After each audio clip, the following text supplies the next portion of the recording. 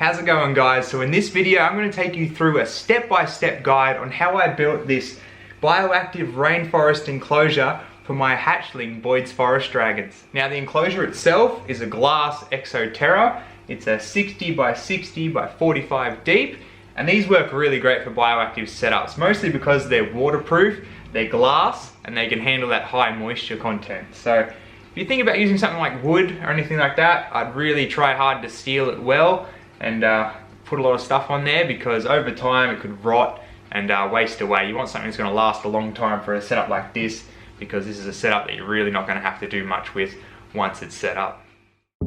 So the first thing we're going to do is give the enclosure a nice clean. If you're anything like me, you buy second-hand enclosures. So this one I got on Facebook Marketplace for about $50. Awesome. So we're going to hit it with some F10, give it a nice wipe out, make sure everything's nice and clean. I'll let the F10 sit for a little bit so it's most effective. From there, we can start with the build itself. So here we're putting in a drainage layer. This is just some pebbles. You can use clay balls, hydroponic stuff, anything like that. And then on top of that, we're going to put some shade cloth. Now you can use screen as well, anything that's going to create a sort of barrier between the drainage layer of pebbles and the soil on top, enough so that it can stop the soil falling through, but still allow water to soak through. So we'll layer that on top, push it up against the sides and everything so nothing's going to fall in between, and then from there we can add our soil on top. Now because this is a rainforest type setup, the soil mixture here is mostly wood based, so I have a bunch of Yuki mulch I'm mixing in. There's also a big layer of coir peat, as well as I'm going to mix in a little bit of sand as well, just for that extra drainage. And in there as well, we're going to put in some sphagnum moss, as well as maybe even a little bit of carbon, just for the plant growth later on. But you want it nice and aerated. You don't want it to be easily compactable. You want a lot of big grains in there, and especially that sphagnum moss is going to fluff everything up to keep lots of air pockets in there so the soil doesn't go stagnant. So we'll rip apart that sphagnum moss and then mix it all through, and that's going to help retain moisture as well. Now from here we can start planting. Now we have a few different plants here, and as you can see I've soaked all the roots, gotten all the old soil off there because we don't want any fertilizers or anything like that interacting with our stuff in our enclosure, because it could possibly harm the animals. Now what we have here is a umbrella plant, and I'm also going to add in a pothos later on. Now we have the plants in, we can add in our branches. So the little baby dragons are going to climb along these branches, and this is actually tea tree. We've cut it to size so it fits perfectly, and now I just got to try and organize where to put it. Now it takes a little while to figure out exactly where we want everything placed, but you got to keep in mind your thermal gradients, your UVB, everything, and just how the animal is going to interact on it. And now this is actually a little vine as well that I've made up. Go back and check out my vine making video if you want to see how I did that. Now the enclosure is looking all pretty, all our decorations are in, we're going to make it bioactive. So we're going to start by covering the base of the enclosure in a bunch of leaf litter. This is just dried gum leaves, and that is what our cleanup crew, which we see here, these are little springtails, all the cleanup crew is going to hide under those gum leaves.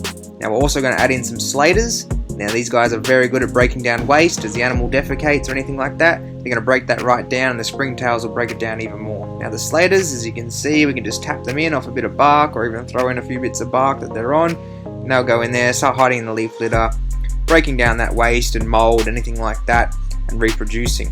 But when it comes to the springtails, these guys are a bit more exciting to seed an enclosure with, because you can actually make them float on water. So we're going to fill up the culture, and as you can see, all the springtails are starting to rise to the top because these guys are actually hydrophobic. They'll float on the water. And then from there, once they're all floating on the top, you can easily just pour them all in and seed around the enclosure with them. And there'll be lots left over still because a few will hang on, and then you can just keep repopulating with that culture as time goes on. As you can see, all those little white specks are all little cleanup crew. They're going to help the enclosure become a little ecosystem. Now I did use some really simple, easy to grow plants in these enclosures, that being the pothos there in the back and the umbrella plant here. But another one you can use that works really well is the Ficus benjamina. It's like a little tree, it looks really cool in there. You can also put in bromeliads if you like. They usually go pretty well as as other ficus species, so your Ficus pumila, as well as things like parlor palms, things like that. Most low light plants that grow quite easily and are quite hardy will go very well in this type of setup. Now as you progress into more advanced bioactive setups, you can tinker with some more difficult plant species and see how you go. But for me at the moment, I just like to keep it simple because it's all I really need, and it works great for the animals. Biggest thing though is not finding a plant species that's going to hurt the animal in any way. It's not toxic if they eat it or anything like that if you're using a species that is going to eat vegetation. But yeah, just trial and error, do a lot of research online, and you should be on a winner. Now setting up something like this is all well and good, but how do you keep it going? How do you keep the plants growing, surviving, rooting down into the soil and progressing over time without things dying and going bad?